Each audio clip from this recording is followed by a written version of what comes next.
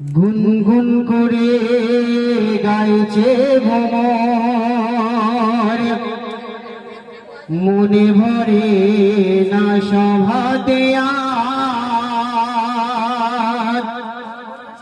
আজ সভাতে মন ভরাতে এসে গেছে এসকেরা, তাই জামশে এবার লিখে গেল দুঃখ কারো দেবে না।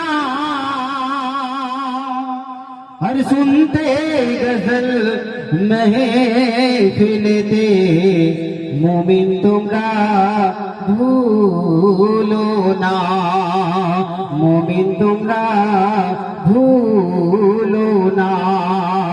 তাই কবি সুন্দর ছন্দের মধ্যে বলছে, কি যুগ ইউটিউব চমৎকার,